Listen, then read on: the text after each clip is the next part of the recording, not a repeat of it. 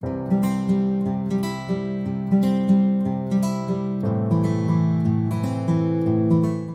good morning, good evening, good afternoon. Welcome to Virtual Hero Series. I am Natalie King, and I am the VA Confidence Coach. And today I am delighted to introduce you to a fellow Natalie, which is going to be a really weird conversation today. And she is a general VA who does social media based in Windlesham in Surrey. And she specializes in organizing her clients. Doesn't that sound great? Love it. Please welcome Natalie to the Virtual Hero Series. Really excited to have you. So would you like to say hi? Hi, thanks for having me. It was an honor to be asked. Thank you very much. You're welcome. So as I mentioned before we started recording, I just have a few little questions to ask you. So nothing too scary, and it's a way to introduce what VAs do for people. Because one of the targets or the ideas behind the virtual series or the Virtual Hero series is to let business owners and people realize how important VAs are within the business community and how much support and help they provide for a variety of businesses, whether you are one-person band or you have staff or you are medium-sized. VAs are just the backbone of business world. And I see that Natalie is not disagreeing with me. So you see, we can't. No, I think no, definitely having assistance in whatever which way you can helps you grow your business. So it gives you the opportunity to concentrate on the things that you started your business for. So it takes away the mundane day-to-day tasks that you have to do to run a business, but it then releases you to be able to go and do the creative or do the holistic or whatever your business is. It gives you that time and energy to put into your why, basically. So it stops you from having to do everything within your business, and you have the support. Whereas, especially if you, like myself as a coach, I don't want to have employees, but I need help with odd little bits or just the running of something.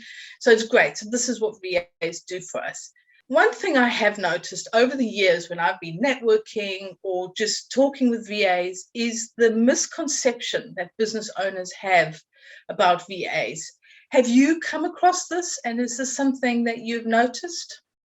I do find that people think that we want to take over their businesses. That is a very common misconception, that as a virtual assistant, we're going to come in and we're going to take over and we're going to steal all your clients and you're going to be out of business within 6 months. This isn't true. We don't, as virtual assistants, well, I can only speak for myself, but I know that I have my business because I love what I do and it's helping other people.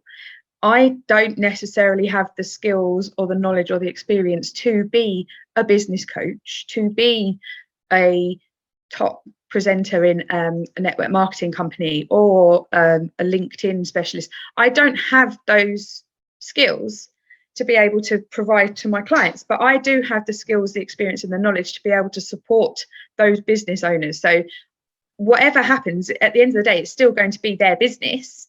I'm just there to give them a helping hand. So it's also another thing that I find is that a lot of people think that we want to be working for you for like 30 hours a month straight off the bat, whereas it's something that we understand won't necessarily always work. So that's why I always suggest that they book a block of hours.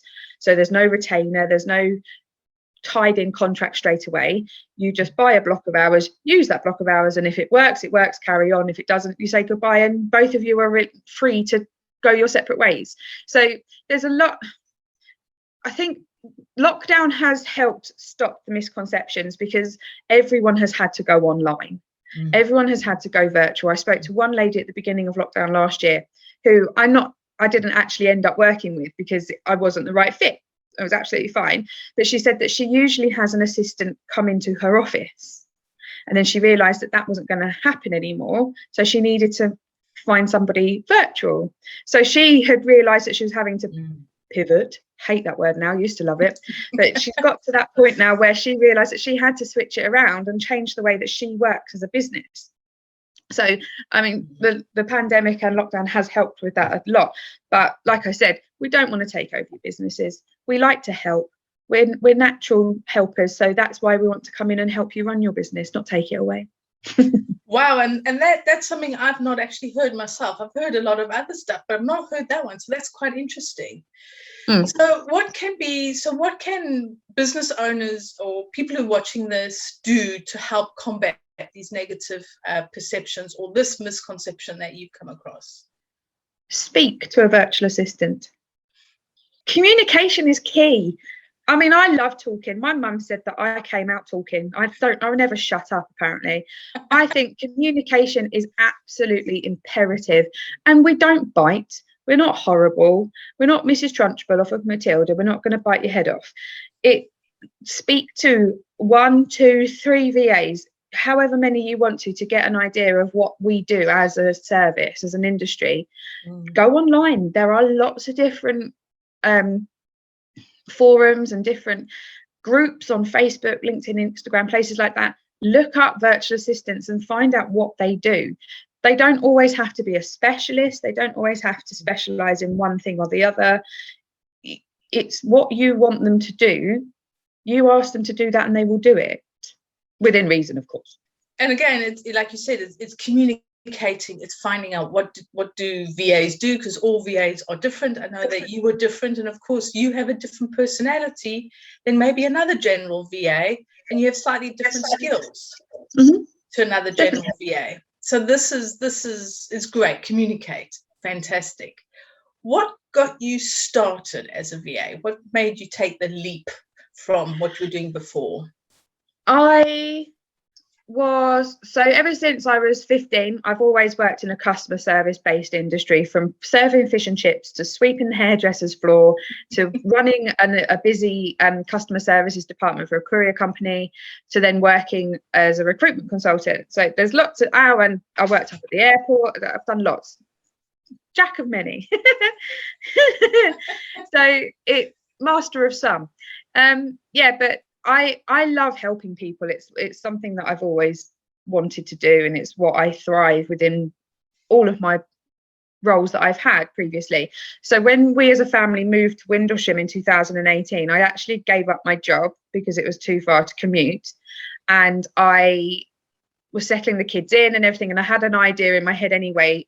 About 6 months before that, I decided that I wanted to do something for myself anyway. And that I wanted to be more available for my children, and I wanted to be able to not have to worry about booking the holidays off and things like that. So when we moved, I took some time off and started looking for a part-time job, but all of them were restricted. And the amount of times I was told, sorry, Natalie, you didn't get the role, you are overqualified. Ooh, because I was painful when that happens. Yes. I even had one company who actually were completely truthful with me and said that we can't trust you to be able to commit to the role because you are a single mum. Ouch. And they were single mums themselves when they started their business. Wow. So yeah, that kind of kicked me in the gut a little bit, because I was only recently a single mum. So because they said that there wasn't any backup at home, there wasn't anyone else to call if something went wrong with the kids. So in the end I said, right, do you know what, that's it, I'm going to do this. I got myself a little part-time job in a local pub 3 days a week while the kids were at school, and around that I built my business. I got an amazing mentor who I'm still in touch with now, and she still is helping me, and I built my business. And then when we went into lockdown last year, I was furloughed by the pub and unfortunately was made redundant at the end of the first lockdown. But during that time, I'd had the time and the effort to be able to really 100% focus my marketing, and I had enough clients and enough work coming in to be able to replace that salary from the pub. So I went completely 100% full-time self-employed then. But I had been working around the kids and the job and everything else before that. Wow. It was just to make sure that I could be available when they needed me more. It just goes to show that you can make choices. You don't have to follow the norm and just keep trying to get a job and then get everybody, your family and schooling to fit around the job. Is taking that control and saying, okay, what can I do? What skills have I got? What do I enjoy doing? And going for it. And well done on getting a mentor to help you through this process. Because she's amazing. Definitely. People do it on their own. So what? I'm going to put my confidence hat on here. So what does confidence mean to you? Confidence is a feeling, I believe. It's something that you feel within yourself, and it's what you project. So I think if that's the route you wanting to go down with this one. I'm just curious what confidence means for you. Confidence, I am confident that I can do the job that I tell my clients I can do, because I have the knowledge and the experience and sometimes the sheer audacity to just crack on and do it. Determination. That's the word. Determination. Yes. But no, confidence is a feeling that you know that you have got the experience and the knowledge and the know-how to do what you say you can do, and you can confidently say, I can provide X, Y, and Z for you. So it's having all of the tools behind you to be able to do so. So that's what I believe. Confidence is a feeling that you feel in yourself about what you're doing.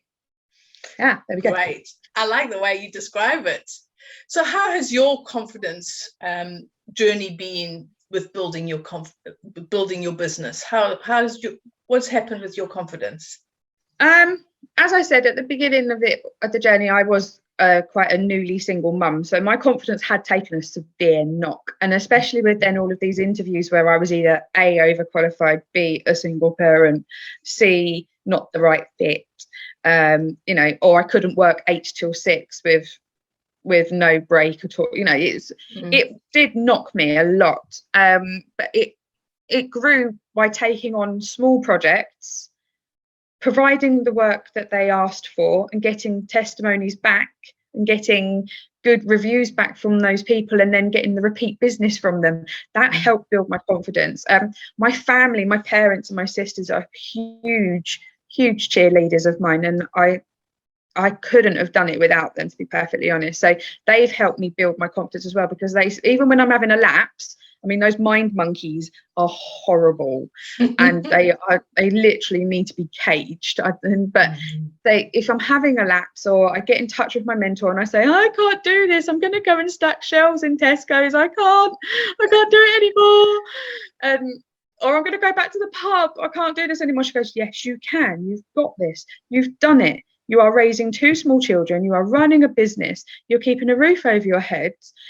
You're fine. You've got this. It's just every now and then. So my confidence has built over the past 2.5 years, but I would say that it does still occasionally lapse, which I believe it does with everybody. So what are some of the blocks or the lapses that you find in your confidence? In what causes them? Or what causes the lapses, or what do you think is blocking you from growing more confident, or in different areas? I think for one example, I am not a very tech-minded person. If I could be a virtual assistant by using pen and paper, I would. I'm not the biggest techie person, and I admit that to every single potential client before they come on board. I don't do websites, I don't do all the back of house stuff. I can't, it's not my bag, and so I can confidently say that I can't do that. But I think when I've had lapses in my confidence before, I think it's been if I've been asked to do something that I haven't necessarily done before, and I think I can't do that. because it's just an automatic reaction, isn't it? So I then have to give myself a shake, put my big girl pants on and say, yes, you can. Try it. It's not going to break. It's not going to end the world if you hit the wrong button. Just try, and 9 times out of 10, it works. So I think not having that confidence in myself to be able to perform a task, that definitely kicks in the mind monkeys. And then just my general mood, if I'm perfectly honest. I mean, with May being Mental Health Awareness Month, I suffered with postnatal depression after I had my son, and that manifested as anxiety and panic attacks. So sometimes my mood's low. I don't have any confidence in myself. I can't do it. I can't raise my children. I can't even cook a dinner. Those mind monkeys seem to come out of their cage. Yeah, I can't even cook a dinner. You know, I'm like, that's it, I'm done. So, so you just have to, it's just one of those things that you just have to say, no, I can, you are capable. But yeah, I think that there's lots of different factors that can knock your confidence. So one thing that I tell some of my clients to do, and that is to celebrate what they've achieved, to celebrate something that you've done, celebrate a testimonial, but actually celebrate it, and even put it on a notice board somewhere on what you're celebrating, because that way you can see the celebration. So you can put, oh, great testimonial from Joe Blogs today, and you just put it on a notice board somewhere, and you really celebrate it any way that you can, whether it's doing a little dance on the kitchen floor, or in the kitchen, not on the kitchen floor, but in the kitchen, doing a little jig, taking 5 minutes, hugging your kids or whatever it is, just a little celebration. Because what that does is it actually reaffirms it in your brain, and you're telling your brain, this, you've done this, you've achieved this.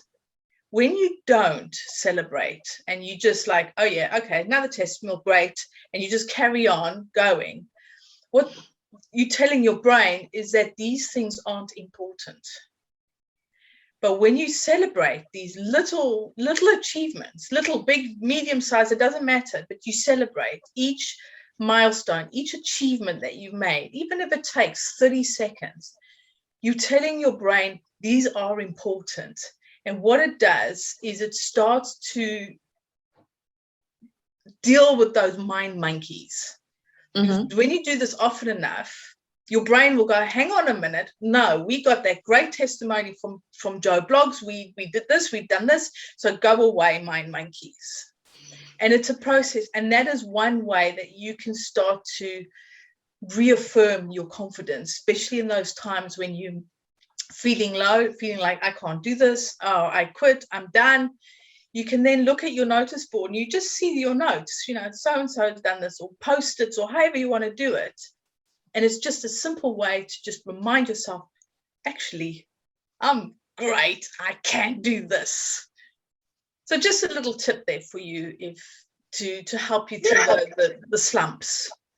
I do celebrate the wins, definitely, but it's a good idea. I don't actually write them down and put them anywhere. So, like, for instance, like I said, I replaced the pub's money, my income from the pub last year. And my mentor said to me, own it, put it all over social media, put that you've had this massive win. She said, it is a massive win. She said, and you will see that everybody is going to be really happy for you and everything. So little things like, so yeah, I did. And I do have a board upstairs with my Post-it notes on it. It reminds me of why I do what I do. Silly little things like the profit that I want to make this year, the holiday that I've booked for next year. Yeah, like a vision board, but it's because I'm quite analytical. I don't do it as pictures. I do it as a Post-it note. Vision board can be words. Vision board can be words. It's the vision that you see. So it might be words, but you're not standing there going, today I'm going to do this. You see it and it's instantly in your head. You don't have to read everything, you see it. So put on there some of the smaller wins that you have, and not always the massive wins. Because yes, people share the massive wins, but they forget to share or acknowledge the small wins. Definitely. And every day you are having wins. Yes. But you're not acknowledging them. So no, you just get on with it. exactly. So start to acknowledge your little wins. They are just as important as the large ones. I'll let you know. Yes, definitely. I look forward to it. So what are some of the stumbling blocks that a VA starting out might come across, or what did you come across as a new VA? Managing my time when I first started. Yeah, I know. I'm very good. Like I said, I'm very good at organizing other people, but having one or two clients was very easy because I could just say, I can do that tomorrow, because it wasn't an urgent deadline, or I'll do that later. I can sit here and binge watch something for 2 hours. It's not a problem. But then as the client list started to build up, it was then retraining my brain to actually prioritize, get it all done. And it only took me a week or so to get into a new routine, but it was that leveling up and making sure that I leveled up with it. So for instance, I put some of my prices up at the beginning of the year, and that was a stumbling block for me because I didn't think that I could. But my mentor said to me, you've been doing this for 2 years now. You can put your prices up to reflect your experience. So I did. Good news. I like to hear this. Yes. So I did. And I have had people, they're hopefully coming on board in the next couple of weeks, but they've taken the new price package and didn't even query it. So it's when you find that you've hit one level and then you have to level up to the next stage if you want to. I mean, if you're quite happy where you are at that amount, if you don't need to earn anymore, you don't want to earn anymore, that's entirely up to you. But when it gets to that point where you think, actually, I need to step this up a gauge or two, then it's that mindset of, do I deserve this money? Have I earned this raise? Am I worthy of that extra client or that extra, that extra job that I've just pitched for or something? So there is that. But another big thing is do not fear rejection. It's not personal. Yeah, because that's in any business. Yeah. But when you're you've seen the posts that people put out for a VA, and they all say, I need a VA, and 30 people within 5 minutes have added their links in, which is amazing that there's so many great people out there that can help. But if you then get to the point where you are like top 5 and they've picked out that they want to speak to you, and then they speak to you and they decide to go with somebody else, don't then bury your head in a pot of Ben and Jerry's. It happens. It's nothing personal. It could be a variety of reasons. Exactly. So don't take it personally. That's my biggest thing. And these are 2 really great bits of advice: is not to take rejection personally, and to time manage. I mean, these are really useful tips for any business, but especially if you're starting out as a VA. And just from us talking today, having I know you say it's a coach, a mentor or a coach to start out, has that really helped? Because obviously, me being the VA confidence coach, this is what I'm trying to do, is help VAs to go. But you've gone that route. Has that made a big difference? Oh, definitely. I wouldn't have been where I am now without that support. Purely because we as human beings always look for validation. We always want somebody to say you're doing great, or not quite, tweak it a little bit. We always need that person. You need someone in your camp to be able to tell you, to knock ideas around with, and to give you that little bit of guidance in the right direction. So most definitely, for anyone who's thinking of starting up as a VA, if they wanted to get a coach or a mentor, then I would 100% recommend it. Even if you think that it's not a cost that you're going to be able to do, or a cost that you think is what's the word I'm looking for? Not realistic, so, but a cost that you can't balance out against the pros and the cons of getting it. I would seriously but what's the long-term cost of not having the help? Because just think, you had that help during lockdown when you were in that time of, you know what, I'm just going to quit. You know, you're trying to build a new business, you're homeschooling, you just doing all sorts. That's when it's so easy to think, you know what, I'm done. Whereas having that coach or a mentor saying, actually, no, do this, try this, have you looked at this? Yeah. You know, and I mean, I was quite lucky that I'd met my mentor of the year before. So we've been working together for a year, and I'd laid the basic foundations of the business. But like you say, it was just to have that somebody to say, yeah, you're doing a great job, carry on. Or someone that I could say, I'm about to send this proposal to a potential client. Do you think it's okay? So yeah, definitely, like you said, the long-term cost effectiveness of it majorly outweighs the initial cost. So who is your ideal client? Oh, this has changed. See, this has changed. I've had to pivot my ideal client. My ideal client is a small business entrepreneur, somebody who has got either no team or up to say 5 to 10 people already working with them.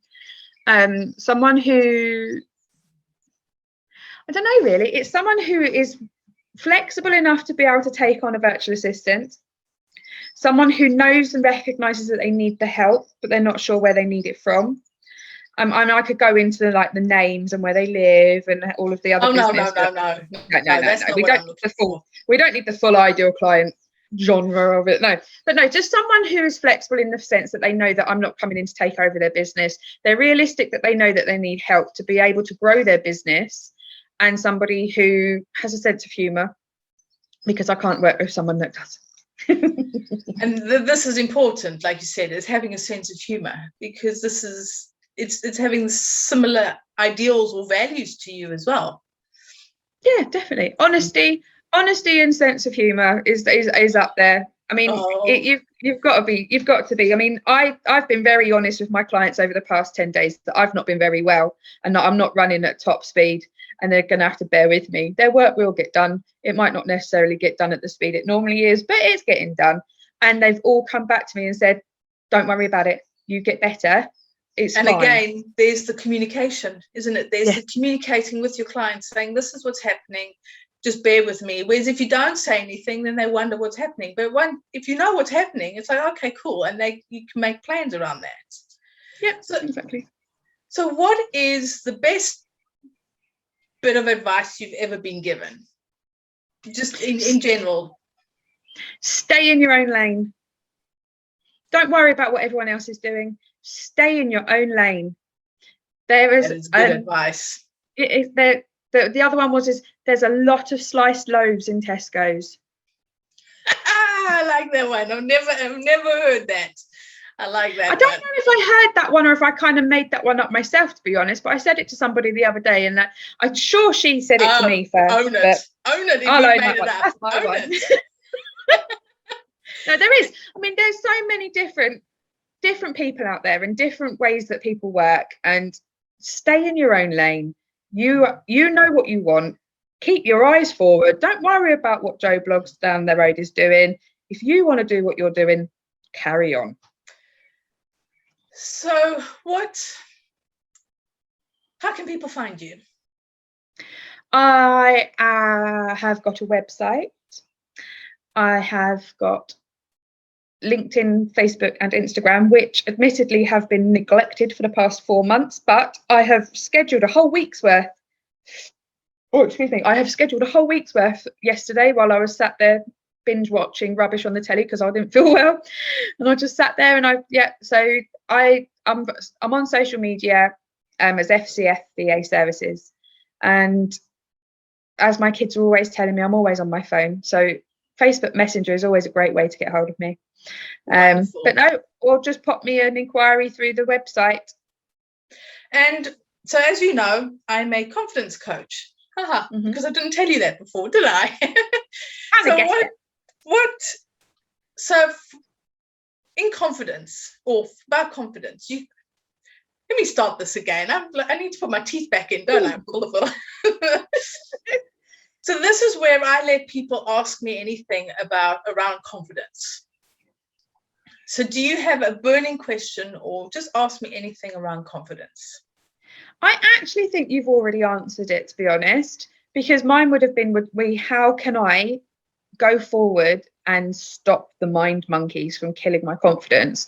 And I really think that the suggestion of having it written down when people compliment me for my work or send me a really nice review, even if I just write it on a post-it note and put it up with everything else that's on my board upstairs, I really do think that will help, to be perfectly honest. I'm quite a confident person anyway. Some would say that I've got more front than Tesco's, or Brighton Pier. That was the one here. More front than Brighton Pier. But I don't. That is the only time that I do suffer with my confidence, is when I have a lapse of, oh my God, I can't do this. But I do really think that the making it visual of when I have done something right and I have received that little accolation for it, then definitely I do think that I'm going to try that one for sure. Well, just extending on that one is just for anybody who's listening, and that might not be, I'll give another tip just for the audience, is having a what is either called a happiness or gratitude or some sort of diary or journal. And at the end of the day, you write in your successes, your achievements, your things. So you've got them written in just 3 to 5 a day. And that way, when you're really feeling down, you can also then look through the diary. Because I know some people prefer to have it in a journal form than they would most probably as a vision board. Visual, and you like pictures on your vision board, is a way then you can do that, is have it in a journal or a diary, or whatever, a little notebook, and every day you just write each success. I achieved this, I got a great testimonial, or wow, I hopped onto a podcast today and I did it, yay. Little things. It's reminding yourself about the little things, but the reasoning still stays as it was when we talked about it. It's a great way to build your confidence, but it's also a great way to start to keep those little mind monkeys quiet. They just get there and they just get into your head. They do, yeah. Well, thank you so much for coming today. I really appreciate you being here, being one of my guests on the Virtual Heroes series, showing us what VAs can do. And as I said earlier, VAs are the backbone of the business community, especially for the likes like coaches like myself, mentors, small business owners, web designers, copywriters, and if I've missed anything out, you're still in that there. I can't name everything. But I just want to say thank you so much, Natalie, for coming today. I really appreciate it. It's been a lot of fun, and you've had some really great tips, especially about time management. Yeah, that's a tip I should take for myself. But maybe we need to talk. Yes, I'm sure we do. But it's been fantastic speaking to you. I know we have known each other on and off for the last few months, I think, or since about 6 months. Oh, it's been a while. Yeah. But it's been really great, and thank you so much. And thank you everybody for watching, and please do like and share the channel. I would appreciate it, and I look forward to seeing you again soon. So take care. Bye.